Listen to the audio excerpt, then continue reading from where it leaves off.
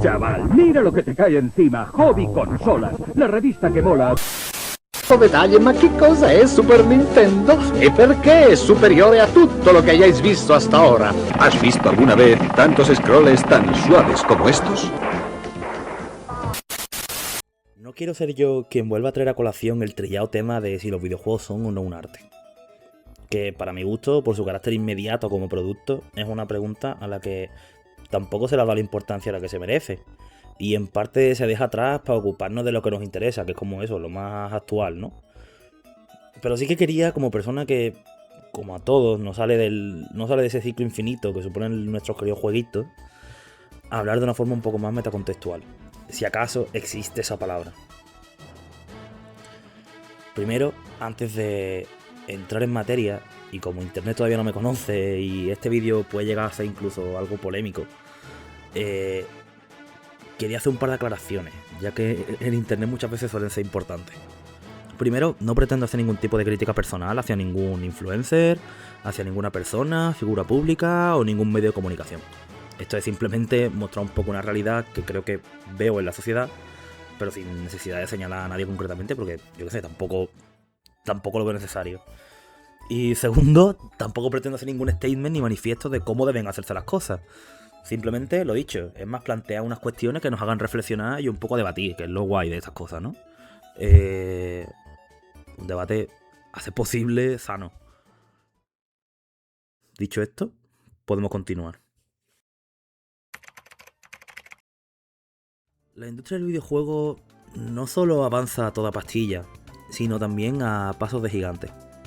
Muchas veces para el jugador promedio es complicado seguir el hilo de toda la actualidad o repasar la historia del medio en títulos más antiguos, lo cual muchas veces nos lleva a depender de la opinión de terceras personas, hoy día pues no solo periodistas, sino también influencers, personalidades de internet o simples usuarios de Twitter o lo que sea, para establecer una imagen mental de en qué estado se encuentra actualmente el videojuego y la industria, ¿no?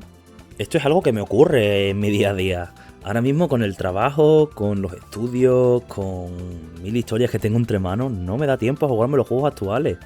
Y muchas veces ni siquiera a jugar movidas emuladas ni nada por el estilo. Sencillamente no me da tiempo y lo poquito que puedo informarme respecto a la industria es lo que puedo ver escuchando podcasts en el trabajo o en trayectos en el coche o mirando vídeos o lo poquito que puedo rascar de redes, ¿no? Pero la realidad es que no estoy viviendo desde dentro del videojuego porque mi vida diaria no me lo permite ahora mismo. Entiendo que esto no es algo solo mío, sino que está más o menos extendido en la sociedad. ¿Cuál es entonces el papel de la crítica del videojuego, ¿no? en un contexto tan complicado para el usuario medio? Y todo una super resolución de 512 por 448 píxeles. De los 5 microprocesadores, el de vídeo posee un chip único y nunca visto en el mundo de los videojuegos, el chip MD7. Gracias al MD7, Super Nintendo consigue movimientos increíbles como ampliación de los sprites. En mi caso personal, la prensa del videojuego me ha acompañado de una forma u otra durante toda mi vida, tanto en papel como en digital. Y eso que por mi edad ya no me corresponde tanto ir al kiosco a comprar revistas. Recuerdo con cariño cuando aún era pequeño iba a la papelería más cercana a mi casa a comprar el último número de la Hobby Consola o de la revista de Nintendo, que antes era Nintendo Acción, pero cuando yo me la compraba tenía otro nombre ya, o sea, le habían cambiado el nombre, era la revista oficial Nintendo o algo así. Recuerdo leer especulaciones sobre GTA V cuando aún YouTube estaba medio en pañales, y tengo ese recuerdo ahí compartido con gente de generaciones pasadas, con ese fantasear en papel con algo que aún no se podía experimentar en la pantalla. Por otro lado, también recuerdo los primeros años de YouTube, ¿no? En los que el gameplay, el disfrute desenfadado del videojuego y la gracieta muchas veces se imponía sobre el análisis puro y duro del medio, aunque no tardarían mucho en llegar los medios físicos al medio digital e imponer sus distintas visiones, así como la marea de videoensayistas que suponían una democratización de esta visión más cultureta y snob del videojuego, ¿no? Gente como Dayo, por ejemplo. La gran bondad de internet es la posibilidad de otorgar a cualquiera la posibilidad de salir al estrado y pronunciar su opinión frente al mundo, ¿no? Esto es algo tan bello como adictivo. La infinita asamblea, ¿no? La aldea global. La visión subjetiva actual de la crítica del videojuego es algo que se ha ido cocinando a fuego lento con el paso de los años, porque aunque parezca mentira, realmente en los primeros años de la prensa del videojuego en España se bebía más de la prensa tecnológica que de esta visión más cultural y crítica con la que contamos hoy en día. Primaban más el análisis sobre los gráficos, sobre la jugabilidad y ligeros apuntes sobre música y narrativa, si acaso el juego contaba con ella, y a huir. Efectivamente, esto hoy sería impensable, aunque sí es cierto que siguen habiendo descerebrados en Twitter que priman aún lo técnico sobre lo artístico. A diferencia de otras artes, digamos por cercanía, el cine, el videojuego no es un medio que simplemente se lea o se proyecte. El videojuego necesita ejecutarse en una máquina concreta, en un hardware concreto, y diseñarse en torno a las necesidades técnicas de la máquina para poder mostrar ese contenido. El videojuego no solo proyecta frames en la pantalla. Para que la CPU simule lo que ocurre en pantalla, necesita de una cierta potencia de cálculo y la ayuda de chips gráficos que soporten la carga del contenido que se muestra en tiempo real. Teniendo en cuenta que la temporalidad activa es necesaria en la definición de un videojuego, es posible criticar por un lado el apartado artístico y por otro el técnico, o al menos obviar uno de los dos aspectos. A mi juicio, y supongo que el de la mayoría, no.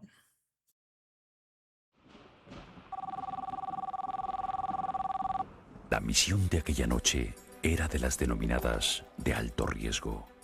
Había que conseguir toda la información sobre el secreto mejor guardado de Nintendo, la Nintendo 64.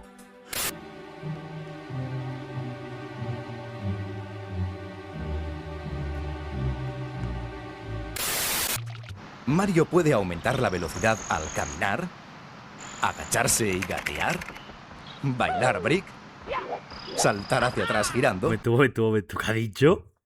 bailar brick,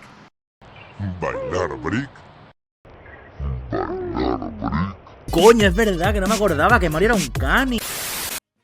Es evidente, y aquí me pongo un poco snob, que el videojuego es el arte combinatorio definitivo hasta la fecha. Hace todo lo que el cine hacía bien combinando aquellas artes estáticas, pintura, escultura, arquitectura, con las artes de la acción, literatura, poesía y teatro. Y además incluye la variable del control, de la inmersión y el gameplay. Es esto lo que define al videojuego y no es otra cosa. Ya puede ser Pong, Devil May Cry o Heavy Rain, que sí o sí, en algún momento tendrás que coger el mando con tus manos y pulsar algún botón. Y dentro de lo que es el control como concepto, la experiencia individual se hace mucho más intensa y subjetivable que en cualquier otro medio. Las posibilidades de discrepancia entre dos críticos respecto a un videojuego pueden variar por tantos costados como experiencias posibles hayan podido tener mientras se experimenta el videojuego. Porque por lo general, por muy lineal que sea el mundo 1-1 de Mario, hay tantos posibles recorridos y movimientos como jugadores hayan podido experimentarlo. Y esto es lo flipante. Puedes poner a las mismas 10 personas a escuchar un disco, a ver un mismo cuadro, a leer un mismo poema o una misma novela, y por lo general van a sentir emociones similares, de placer o displacer por sus gustos personales, pero nunca existirán internas al producto artístico variables que puedan alterar la experiencia en sí. Estos mismos acuerdos o desacuerdos pueden ocurrir efectivamente en el videojuego, por esto de que en parte también el videojuego bebe de esas otras partes y combina esas otras artes un poco más objetivables dentro de la subjetividad, ¿no? Pero lo que podemos estar seguros es que la experiencia de los dos jugadores que lo han experimentado en base al control han sido total y absolutamente distintas. He aquí la verdadera dificultad de la crítica del videojuego, y por qué el subjetivismo ha sido el único camino posible que se ha impuesto sobre los demás. Podemos hablar de a cuántos frames corre Cyberpunk en PC, en Switch 2 o en Steam Deck. Podemos hablar de lo bien implementada que esté cierta mecánica de disparo o el diseño de los diálogos de ciertos juegos. Pero nunca, repito, nunca podremos acordar que la experiencia personal de cada jugador haya sido exactamente la misma. Como ejemplo me gustaría poner Super Meat Boy, que ilustra bastante bien esta idea con la repetición de los niveles, mostrando todos los intentos previos a la vez, ¿no? Cada Meat Boy representaría los caminos de cada distinto jugador, aunque bueno, aquí se sabe que es el mismo, guiados por un camino prefijado, que sería el diseño del nivel, pero prácticamente nunca siguiendo la misma ruta al 100%. Evidentemente todo esto tiene sus excepciones. Existe el speedrun como modalidad de juego, que es la contraposición directa a esto, buscar la ruta óptima para finalizar un título en el menor tiempo posible. Pero a ojos de la experiencia cotidiana del jugador promedio que experimenta un videojuego, sabemos que esto no se da de esta forma. Mira, reconozco que en base a lo que hemos explicado de la subjetividad y tal, probablemente no hay una manera totalmente eficaz y certera al 100% para valorar un título. Precisamente por esto, cosas como el sistema de notas, Metacritic y demás, han demostrado ser por un lado un éxito y por otro lado un fracaso.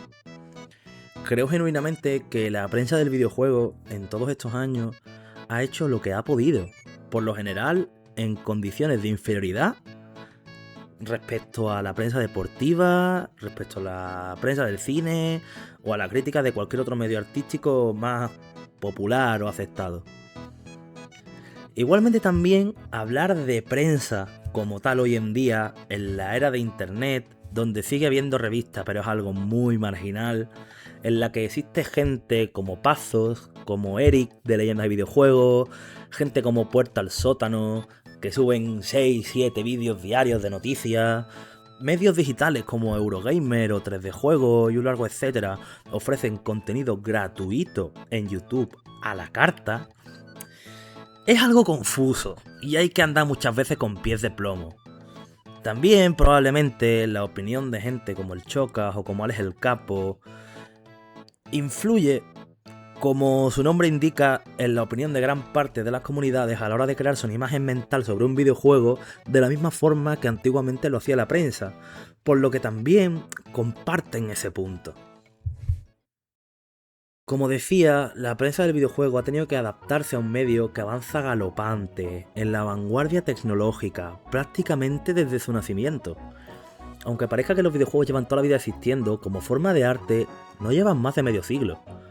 A ojos de la historia, esto realmente no es nada, y aunque parezca que todo está inventado ya y que el medio ha madurado tanto que no queda más por inventar, a mí sinceramente me gusta ser optimista y genuinamente pienso que los videojuegos no han entrado ni en la adolescencia siquiera, que aún nos quedan cientos de obras loquísimas por disfrutar.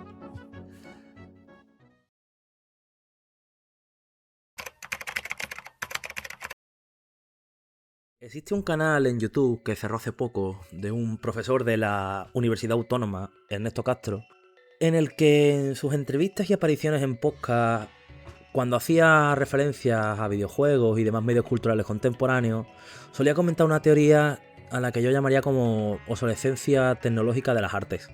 No sé si esta teoría era suya o si la trajo de algún otro autor, pero la cuestión es que nos viene bastante a cuento aquí. Y esta teoría explica que cuando aparece un nuevo medio artístico, imaginémonos cuando llegó el cine, el medio artístico más popular entre las masas, en aquel entonces las novelas, se eleva hasta el nivel de un arte puro, académico y superior, mientras que el nuevo arte queda relegado hasta el punto del arte pop o inferior, algo como para las masas, lo que antes eran las novelas. Ahí comenzarían películas como las de John Ford, de vaqueros y demás, ¿no? Y pues eso, arte más pop.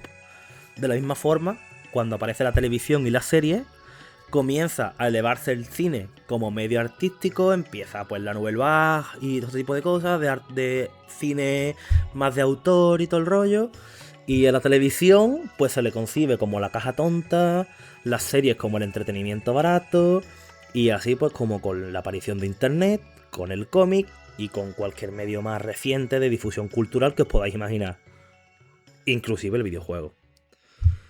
Decía que el videojuego está en su adolescencia porque aún no ha llegado ese nuevo medio artístico que desbanca el videojuego de las garras de lo masificado. Hubo un pequeño atisbo de esto con la aparición de las primeras VR con Oculus Rift, pero nada más lejos de la realidad. Actualmente la VR ha quedado relegado como un periférico más, como una tecnología análoga que a ratos sirve bien como gimmick y como experimentación, pero desgraciadamente poco más. La VR nunca va a desbancar al videojuego tradicional de mando y pantalla. Aún así, estoy convencido de que en algún momento llegará un nuevo medio, y a partir de entonces sabremos de verdad lo que vale un peine, y sabremos de verdad lo que es un videojuego elevado, un videojuego culturalmente establecido, y un medio que de verdad merezca la pena comparar con la pintura, con la literatura, con lo que se ha hecho de toda la vida, ¿no? Porque realmente es que el videojuego es un medio que está ahí y tiene el potencial de estar ahí. Todo lo que estamos viviendo ahora es probablemente el inicio de algo que en el futuro será muchísimo más grande. Concluyendo un poco con todo esto, la crítica del videojuego puede, debe y de hecho se equipara a la de otros medios culturales, en la medida en que, de forma natural, ha entendido los mecanismos culturales mediante los que el videojuego opera. ¿Abarca por completo todo lo que el videojuego puede ofrecer como experiencia artística? En absoluto. Yo creo que todavía tiene muchísimo que recorrer al respecto, pero el ecosistema cultural de Occidente no permite todavía enaltecer el medio del videojuego de la forma que se merece.